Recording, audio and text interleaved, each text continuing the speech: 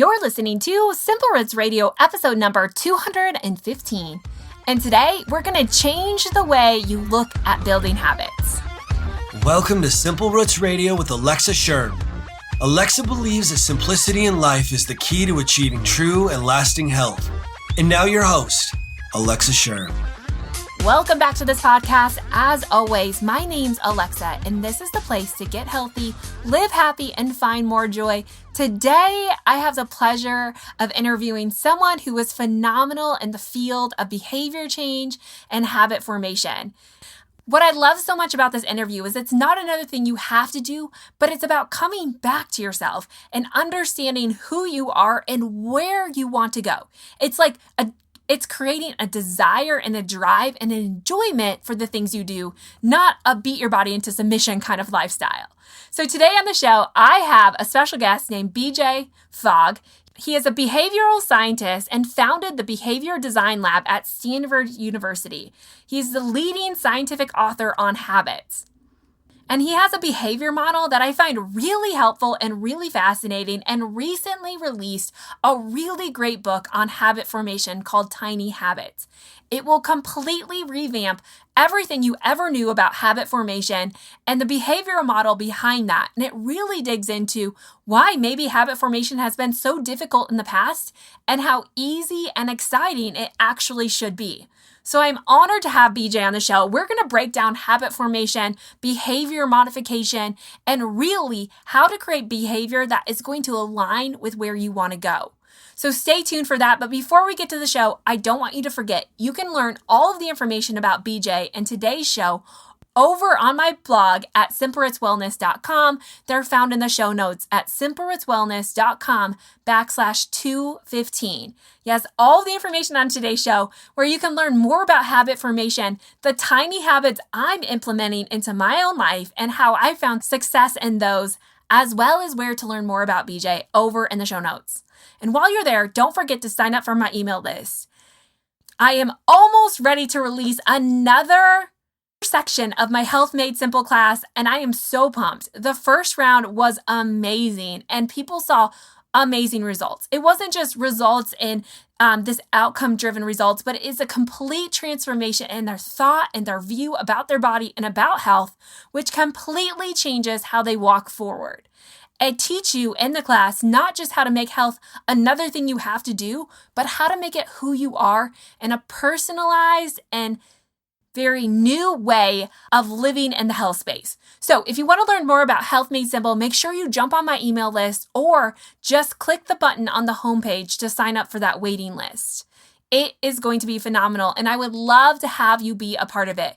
If you feel like you're struggling with your energy, or you want to get healthier, you want to lose weight, you want to boost your immune system, regulate your hormones, it's all inside that class. Yes, we break down every system of the body so you have an understanding about how it works, but more importantly, you know how to provide for your body what it needs so it can do the job that it was designed to. Meanwhile, you can use all the extra energy to get out and live your life.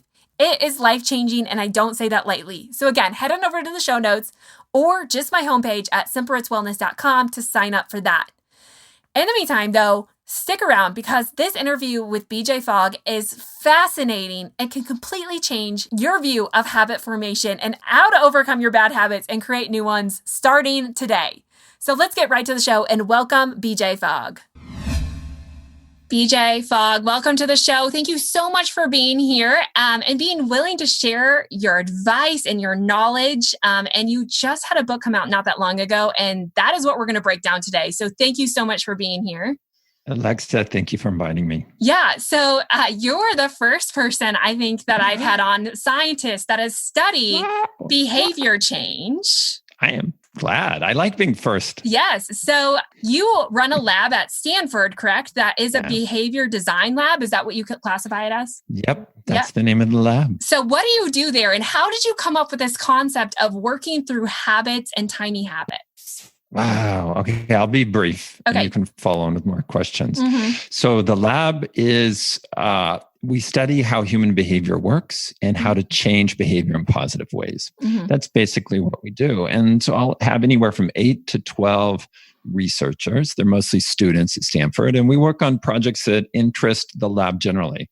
So we have a project going on how to help people reduce screen time. We have a project going on training climate change professionals so they know how to change behavior. Previous projects include how do emojis change behavior and so on. So what's fun about having this kind of lab is you've got smart young people that get to be trained in how to do research, and we get to pick projects that we care about. And so that's what we do. Yeah. So, I mean, it sounds like such fun research to really understand the human perspective more. Now, I feel like we kind of live in this day and age where people just like to hack their life. And I mean that in the best possible way. But on the other flip side, I kind of feel like, I mean, what we know about even just willpower and the act of hacking life, isn't that directly relational to the energy level of the person? So is hacking your behavior really effective? If you do it in the right way, yes. And that's what my book, Tiny Habits, is all about. The problem is there's so much misinformation out there, and traditional ways of changing behavior are not very effective. And so in general, people have all these notions about how to change their behavior that are mostly wrong or are ineffective and I should be saying and they set you up to fail, and then you blame yourself, and none of that's good. And that's in some ways what my work in Tiny Habits has been all about. Like, here is an easy, fast way to change habits. You can learn the skill of doing this. You can create big changes, even though it's called Tiny Habits. You can create these big changes, and it's about feeling good, not feeling bad. Feeling bad has no part in the method. Feeling bad is not the way that you create lasting change in the best way. It's by feeling good. Yeah. So, I mean, I think the feeling bad, I mean, we have a lot of notions in our society, like no pain, no gain, right? It's almost like if it doesn't hurt, does it work? I think that is like an underlying unconscious, maybe even belief amongst people of like, how much can a little thing really change? Because we live in the world of like, go big or go home, completely 180 your life. Why doesn't that work?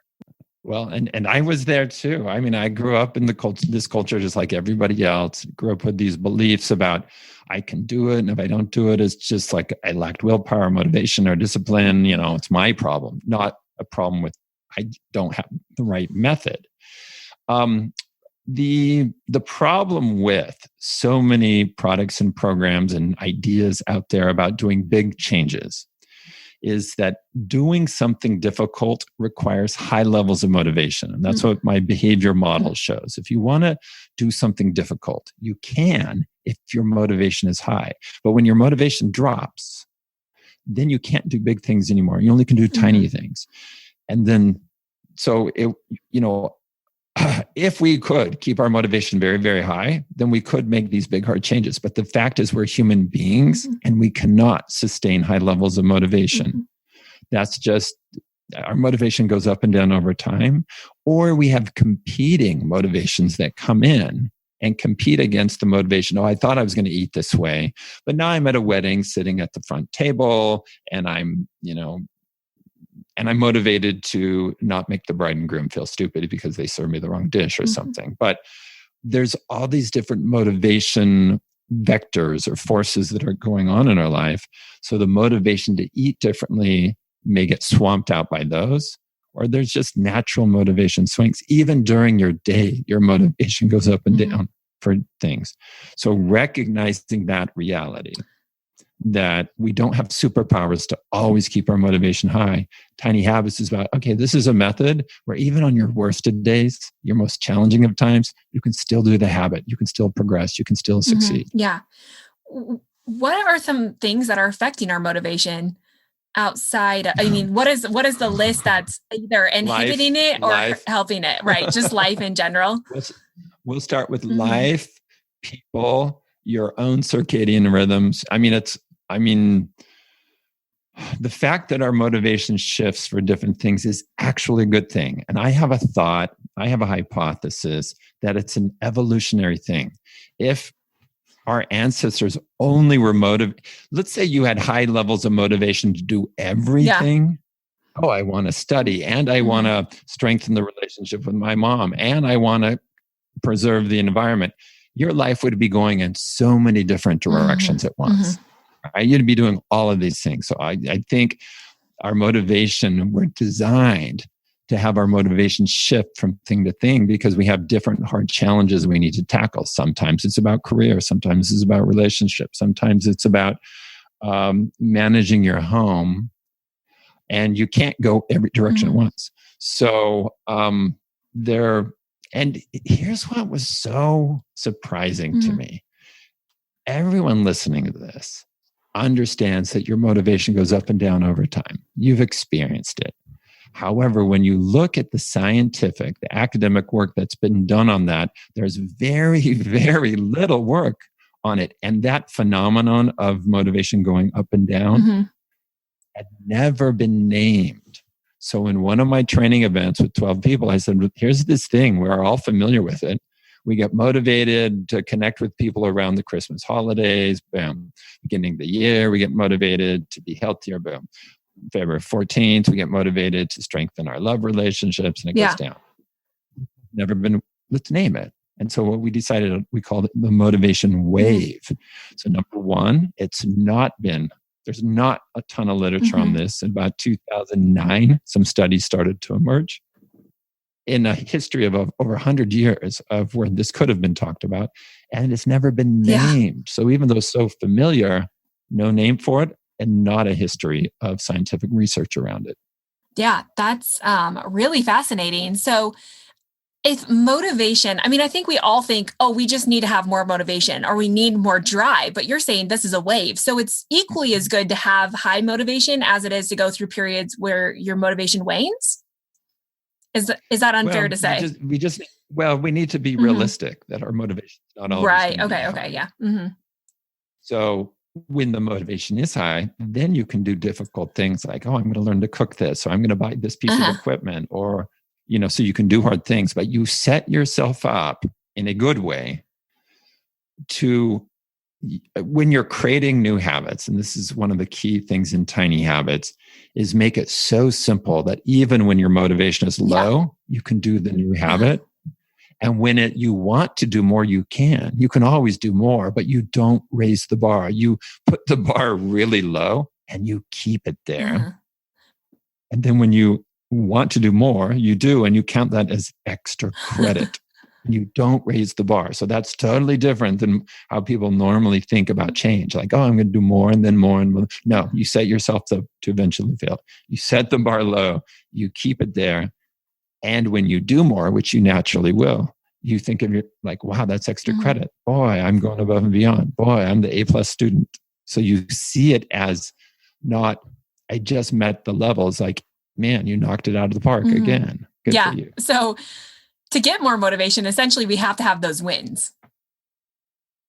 Yes. And yes, two things. So that feeling successful, recognizing that you stuck to your game plan, that you have that success, does two things. One, it wires that habit into your brain. So it wires that behavior into your brain. So it becomes a habit. So you have to have the win for it to be wired into your brain. So yes, that's what's...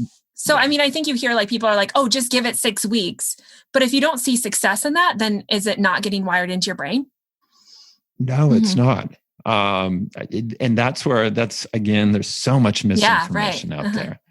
There's not all this. There's some research out there that says, oh, habit strength increases the more you repeat the habit. And then people interpret that as causal. Like it's not. If you look at the research, it's a correlation.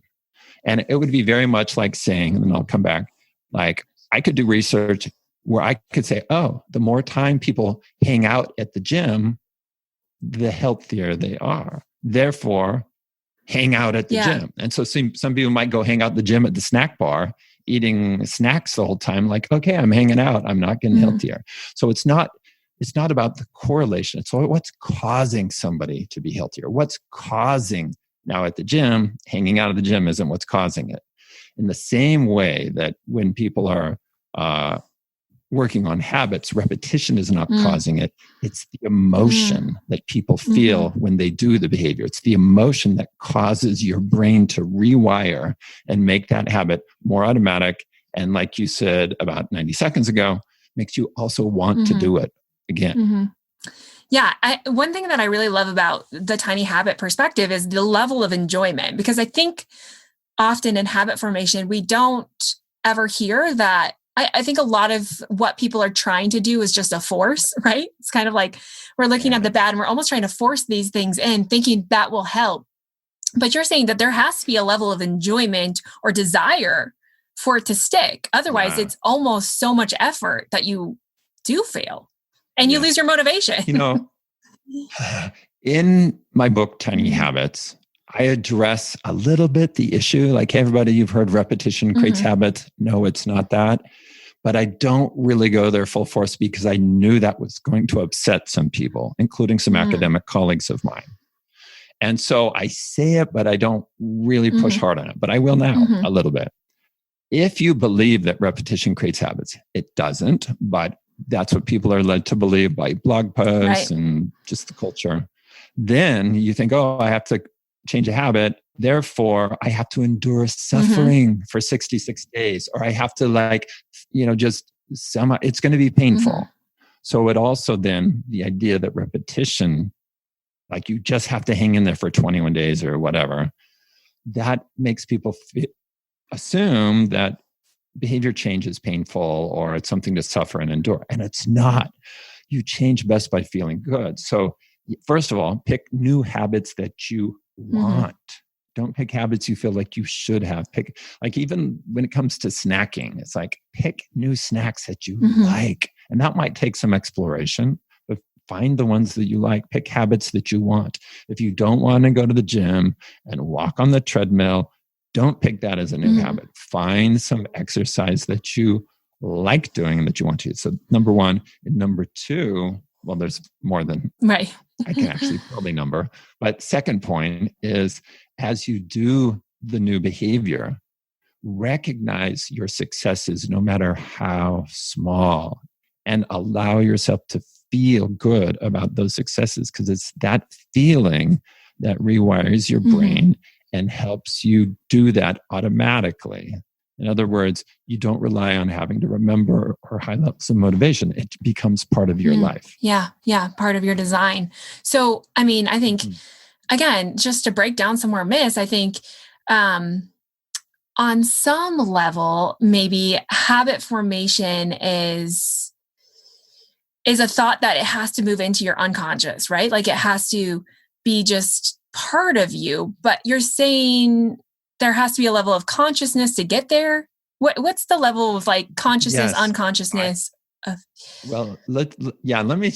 a great question. Let me shift consciousness to design. Okay.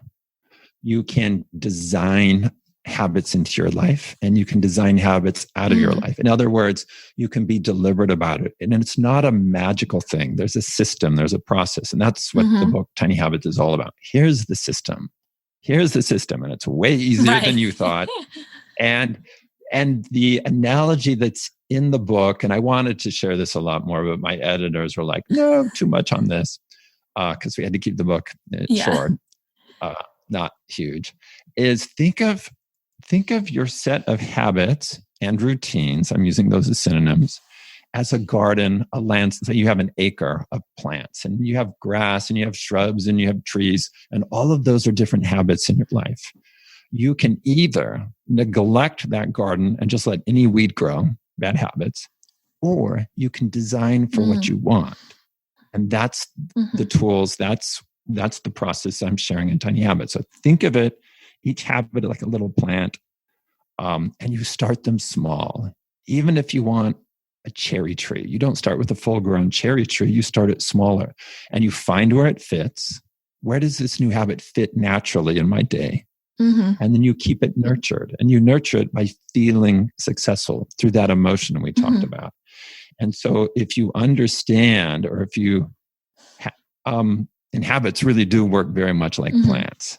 Like they may not work in one location, and you shift them to another location, and then it thrives.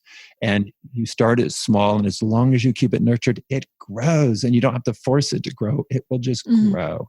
And the roots, the mapping there is the roots are how firmly planted is this habit in your brain and in your life. And the way you get the roots to grow is through feeling good. That's what accelerates the root growth. So hopefully that analogy to plants, and it's like, boom, that's how you do it. And you don't import a bunch of fully grown oak trees and palm trees and cherry trees and think somehow magically I'm going to pick the right spot and I'm going to keep them nurtured. Most of those trees are going to die. And so the way to do a garden successfully is start small, find where it fits, keep it nurtured, and last point, evolve it over time. There's going to be habits that no longer serve you, let them go. There'll be habits that aren't working in this spot, find a new spot. So think of it as your set of habits as this thing that you evolve and you change as the seasons change, as you change, as your needs change. And that, I think, makes it, well, it's how it really works, but I think it makes it, it's almost like you're creating this thing and you keep recreating it and reinventing it and make it what you want. What you want. I think, it's such a great analogy. And I love the seasonality component. We talk about that so much here. So it's going to resonate. But I think we often think about our life as being so static. I think people are just constantly working and thinking behavior change must look like perfection and it must stay that way. And really, that's not how anything in life works. And I love the concept that you have to be willing to evolve these because that's real life. And so just going back to the point on that, what does that look like? I think people think of like habits. This is something I want to do. And it's kind of a hard and fast. I think we're a very hard and fast society of like, this is it. This is what I'm going to stick to. But how do you get someone to transition their mind to say like, okay, this might be it now, but this isn't going to be it forever? Well, behavior change is a set of skills. And I map out those skills in tiny habits. And one of those skills is to have the mindset of I'm going to practice and I'm going to revise this. In other words, you get away from the perfection mindset and you understand there's going to be twists and turns, that it's a process. So just having that going from, and I grew up very much in a culture and a household that was all about being perfect. So I struggled with that, to where you look at, I'm going to call them mistakes, but not in a negative way. They're indicators of, oh, this habit is not thriving here. Let me move it to another spot. And you get good at recognizing what's not working and then redesigning it. So in tiny habits, I talk over and over. It's like practice and revise. So don't delay. Don't think you're practicing and just dive right in, and then revise. Revision is part of the method.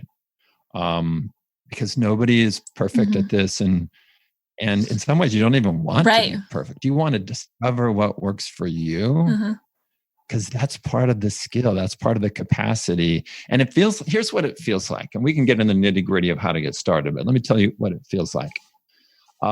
Maybe once upon a time, somebody who, I'll pick a bike analogy, wanted to ride a bike and it felt very complicated and scary. And so you get started, you learn some skills, and eventually you're riding the bike. Now, if you want to ride your bike to the park, you don't even think about it. You just get on the bike and you go to the park. Easy. Same thing with creating and changing habits.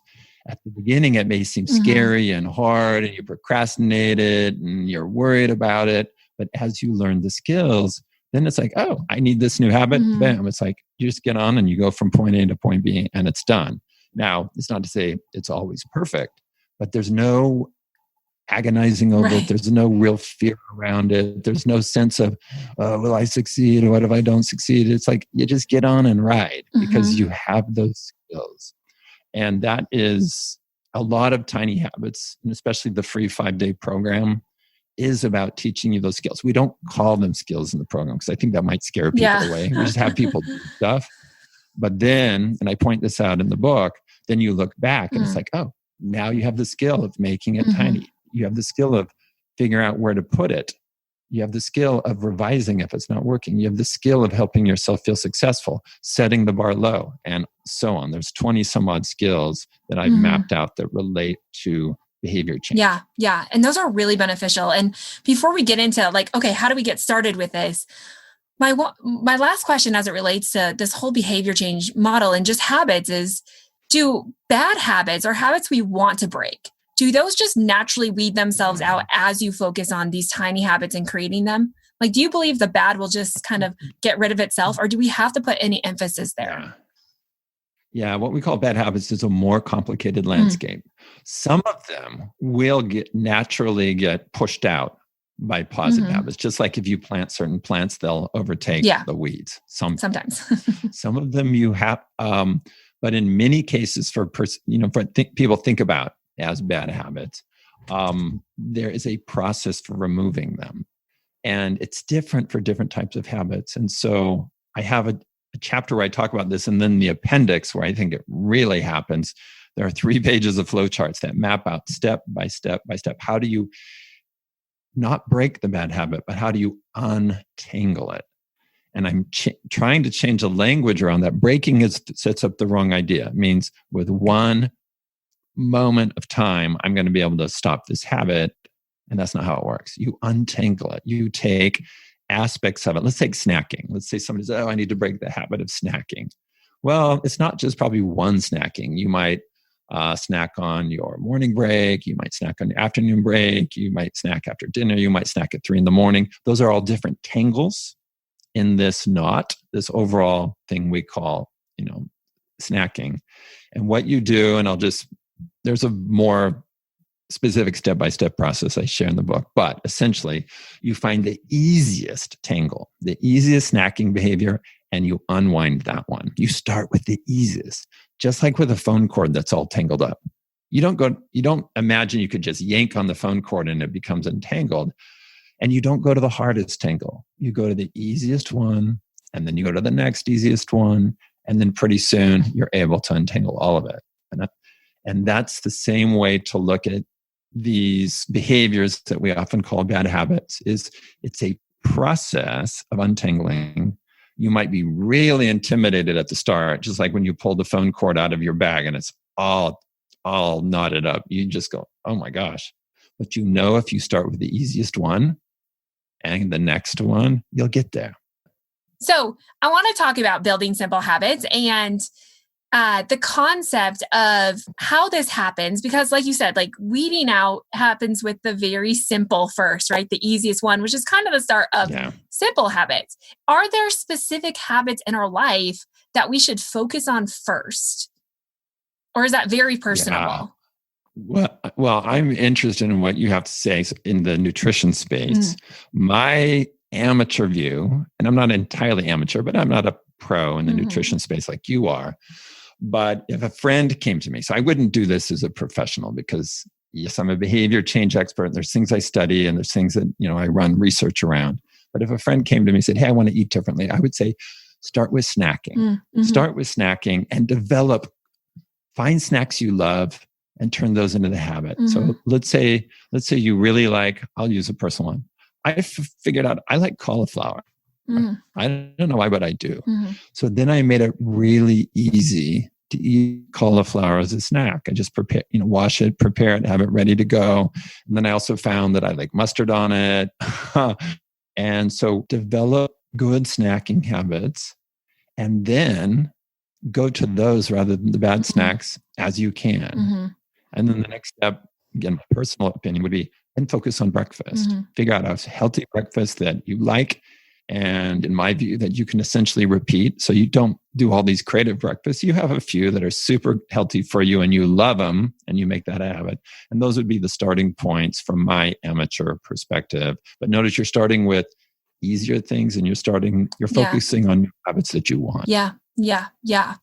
So you mentioned breakfast, and I've always heard how you start your day is how you finish your day. I don't know if that's really research to back that up, but do you feel like there is an aspect of if you work on habits that are done more in the morning, these habits, like what they would consider like these cornerstone habits, right? Snowball into other things throughout the day. Like, are these tiny habits turning into bigger habits? Yeah. So it was probably 2008 in my Stanford class. I had all my students write down their habits throughout the day. And what I saw right away in looking at their papers, this is back in the day when they actually turned in physical papers, is they had most of their habits, or maybe not most, so many of those habits happened in the morning and it faded away. And there were some evening habits. And that just turned me into like, oh, morning is the place where we have most of our habits. Then in teaching tiny habits in the free 5-day program, and I've taught, I say over 40,000 people, it's more like 60,000 people. I saw that people creating habits in the morning were much more successful than creating them, say, afternoon or evening. So we're already more routinized in the morning, and it's easier to create habits in the morning. And to your point, succeeding early in our day builds momentum to succeed later. There's the momentum. Morning, yeah. Morning is a great time, even though you might be busy. Tiny habits are just like really tiny, simple things you can do. Morning is the time to focus on really figure out what are the habits that I do in the morning, and just really figuring that out, and then also evolving it over time. Yeah. So focus on mornings. Yeah, that's really good. So, I mean, you've given us so many points as it relates to this, and you have an entire behavior change model, right? Is it, what do you, it's called Fogg? Fogg behavior model is like foundational, and from there you can expand it in many ways. So just before we kind of wrap up this podcast and we encourage people to go out and get the book and start making these tiny changes, can you give us more, like there's motivation involved. What are the other elements of that behavior change? So it turns out that behavior is not mysterious. And in 2007, the pieces came together for me that behavior happens when three things come together at the same time, just three things. Motivation to do that behavior has motivation, ability to prompt. Every behavior you're not doing is lacking one or more of those items. So with that insight, then it's like, oh, how do we change choices? How do we stop habits? How do we get habits to go? So then you know that if you want to design something out of your life, remove the prompt or make it harder to do or remove motivation. And if you want to design habits into your life, motivation, pick habits you want. Ability, make it really easy to do. And then prompt, find what it comes after. So you use brushing to prompt you to floss. You use starting the coffee maker, let's say, something you already do, as your prompt to open your to-do list. So I've taken my behavior model and I've hacked that to create the tiny habits method. So there's a direct connection. And I love the ability component, because I think so often we just hear what we should be doing. And so we go and do it. And it's not always in our ability sometimes to do what someone else is doing. Like it takes it and makes it very personal to you and, person to person, which is really important. Yeah. So in the book, I only prescribe one habit, which is what I call the Maui habit. I think it's on like page 7.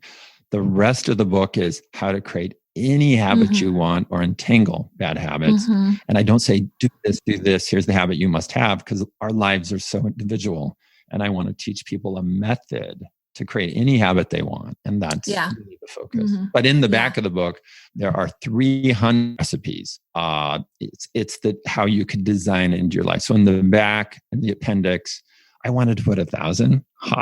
And then my publisher came back, BJ, this is like 60 pages. We're not putting 60 pages. One sentence recipes in the book. And he said, well, and it's like tiny habits for busy moms, tiny habits for dads that work at home, tiny habits for managers, tiny habits for caregivers, tiny habits. And so I've categorized them into these areas of life that people care about. I did research to figure out which categories. So there are 15 categories. And with each of those, there's 20 tiny habit recipes. And so together, there are 300 recipes in the back. So I do make a lot of suggestions back there, but the book's really about take anything you aspire to, any grand ambition you have, and you can break it down into habits and you can wire those habits in. Yeah. BJ, this is so good and so enlightening. And I feel like it is like that breath of fresh air. Sometimes I feel like in the world of behavior change, it almost becomes more stressful than it is good.